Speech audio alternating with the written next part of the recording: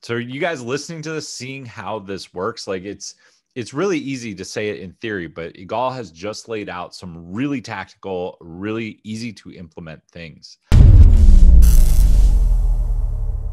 So your overall goal, you started Pawn Leaders, you've started helping pawn shops. So you were telling me you have all the big names in the pawn business. You can't share all the names, but you have the largest pawn chain in the Western United States. You have the largest privately held in the US. Is that correct? Yep. But something that's been on the back burner for you for a while is breaking out of the pawn industry and actually helping teach leadership and teach marketing to every small business owner, right? That's what's next on your plate. So what's the biggest thing that, like, I know we've talked a lot, like we have a similar bag of tricks, but what is like one of the biggest things that you would teach a small business to start generating more revenue? Because I think a lot of people look at pawn shops and say, those guys know how to make money. So if there's a small business owner listening to this, what is a tip, tactic, something that you would give them? So first and foremost, there's a lot of pawn shops who aren't making a lot of money, that are doing really, really bad, and they just don't know it, and they're not admitting it. So the first thing I would give a business owner is we would work on the clarity, what's not working, right? But a tip that is ridiculously helpful is to find out what your customer acquisition cost is and your average customer value. It's what we always start with in the pawn industry. How much does it cost for a customer to come through the door? And what's the average dollar spend that customer is spending with you over the period of time? Some examples of this really quickly is we have a pawn shop who their average customer value, the spend over a year is over $400, and they were only spending $7 to get them through the door. So I said, man, what if you spent some more money and spent $15, got double the amount of clients in, and had more people spend money? And it was never there. We turned on the switch and he's like, I never saw it that way.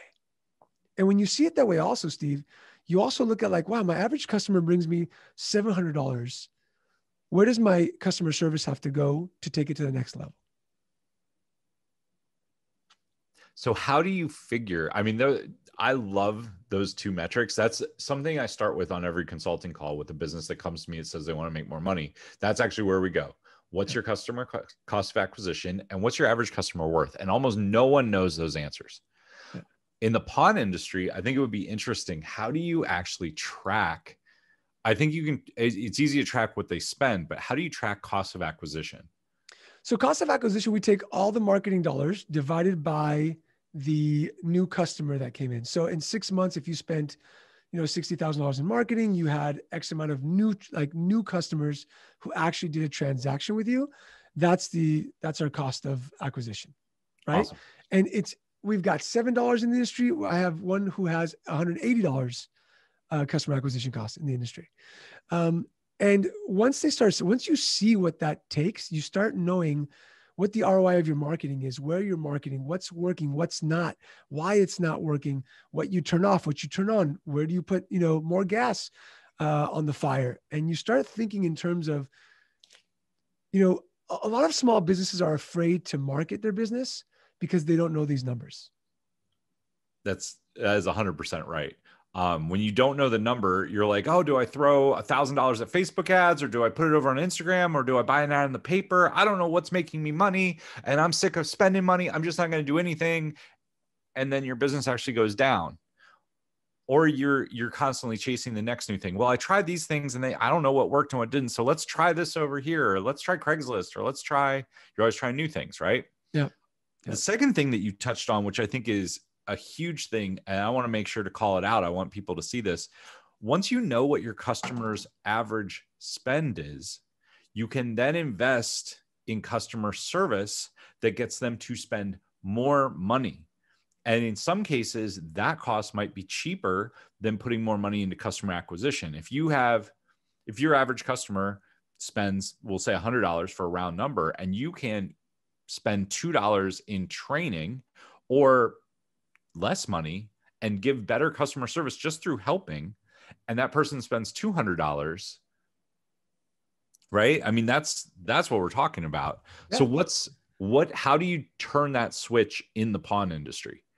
So, thankfully, the people who are working with me, the switch has been turned on because I jam it down their throats. It's so important.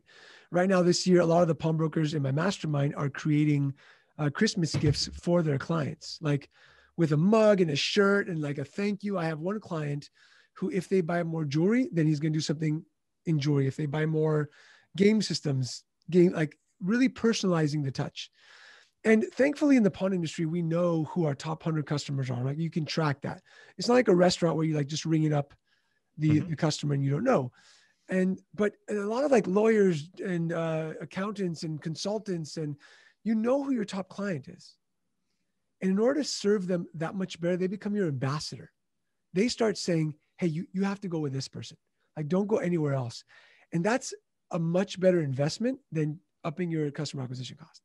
Because that warm lead, your friend telling you that they use this service is going to cut out the time of you actually using the service than if you see a Facebook ad. That's 100% true. And a Facebook ad is cold, whereas if somebody's telling them it's warm, like you're going to take that much, much more seriously. Yeah, I love it. We have clients who, for example, if their customer acquisition cost is $150, they'll now give away $100. So you as the client get 50 and the person that you refer to get $50 in shopping. So That's now awesome. They're bringing down their customer acquisition cost. Right. So are you guys listening to this, seeing how this works? Like it's really easy to say it in theory, but Yigal has just laid out some really tactical, really easy to implement things.